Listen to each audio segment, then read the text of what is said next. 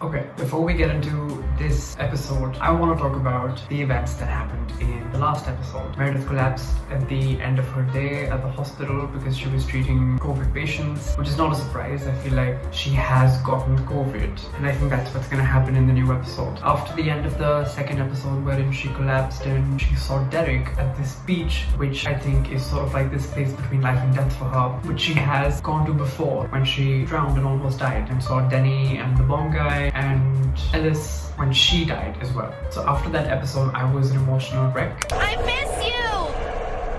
I know!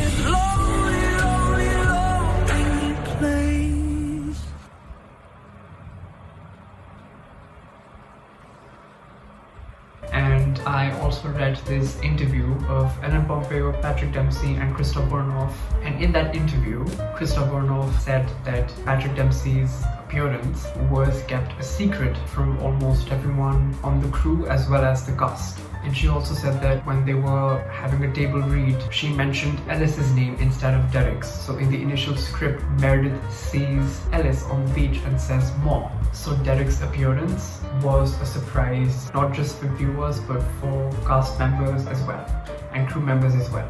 The interviewer also asked Krista if that meant that we would at one point see Ellis as well on the beach, and she said that we'll have to wait to find out who appears on that beach. After reading that, I've become quite optimistic about the possibility of seeing other deceased characters reappearing on that beach and possibly meeting Meredith and maybe even convincing her to go back to her life like they did when she almost drowned and died. And if that happens, I hope to see in an intentional remembrance of those we've lost. Lexi, George, Mark, Doc, Denny, Ellis, Reed and Charles, Susan, Meredith's father, Patrick. Who else has died? I mean, I'm just really hopeful to see some of our beloved characters. Now let's get to watching a third episode of the 17th season of Grey's Anatomy, which I am sure is going to be the death of me. We're ready here. And 3, 2... Good morning, Grace Sloan. Richard Weber here, Chief Medical Officer for the Catherine Fox Foundation. Dr. Weber, Chief Medical Officer. Yes! And speaking of residents, please, let's give our new class of interns a warm welcome. And they have graciously agreed to start early to help us in our time of need. We love new interns. They can be annoying at first, but then they grow on you. Aww. Sorry, went to get a few hours of sleep. Hey, okay, present. Patient was admitted for respiratory support 4 days ago after a positive COVID test. Her O2 is 92% on 6 liters nasal cannula. WBC count is downtrending, and her latest creatinine is 0.89. How's she feeling? Any body aches? Increased fatigue? Why don't you ask me yourself? It's Meredith!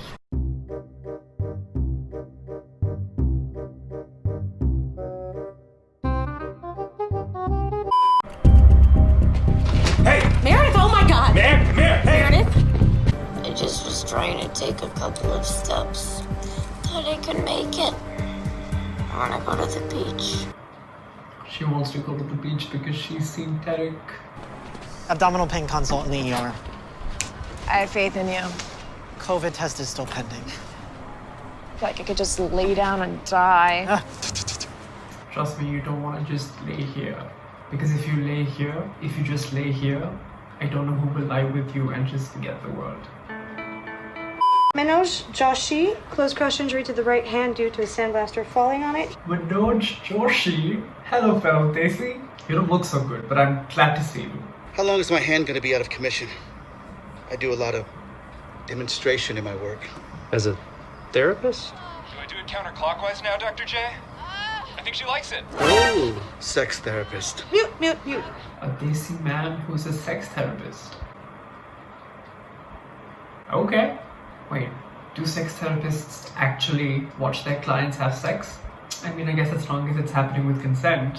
I'd spend time regaling you with my accomplishments, but I'm very busy. Treat yourself to an internet search. Which one are you? Reza Khan? Reza Khan. The more South Asian representation, the happier I am. And as a South Asian queer man, I love seeing more diversity. It makes the show more watchable. Not that it wasn't before, but you get the point.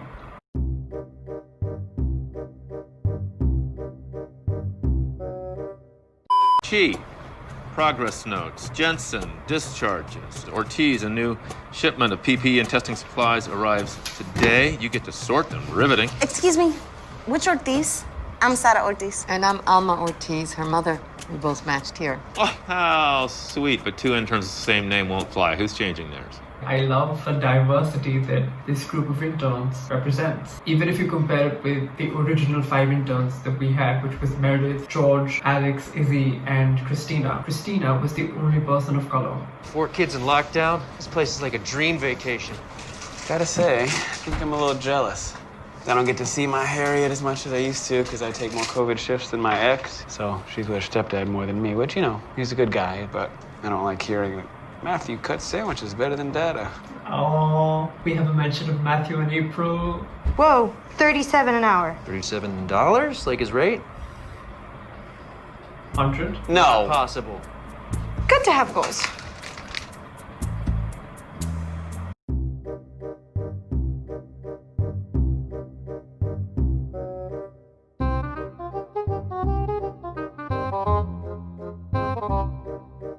$3,700 an hour. I have to see how much that is in Indian rupees. 3,700 US dollars in rupees.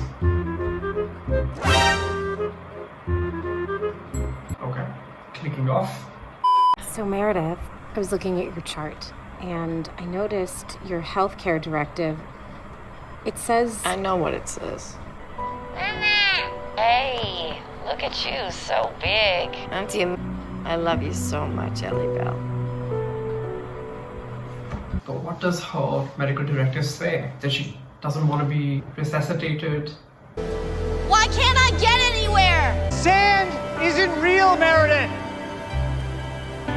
I miss you! I know!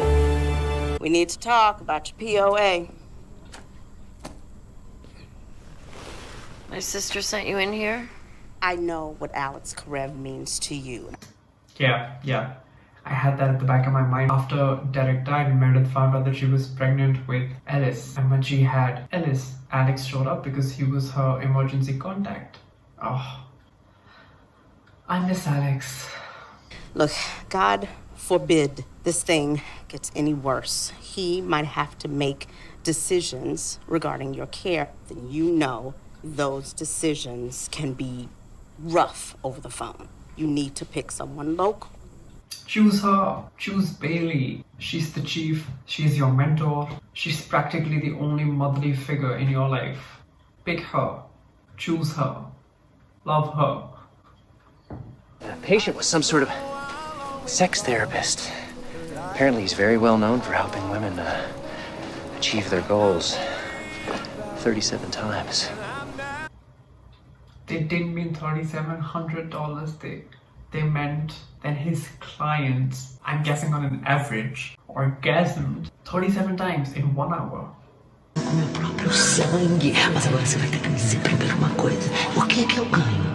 Like, that's even more unbelievable than charging $3,700 an hour for the session. Just the man I was looking for. Great. What now? You tested positive for COVID-19. Funny. Kick a man when he's down. 14-day quarantine, hospital policy, contact tracing team will be in touch. Meredith has to be okay, Bailey. She has to be okay. She's a person. And you sure you want me to have your POA and not Maggie or Amelia? You've known me my whole life. You're the only one I can trust. Pull the plug if my brain is gone. I'll do every damn thing I can first. I know you will. And you don't want to be put on a vent. There's a shortage. I don't want to take one from somebody who needs it.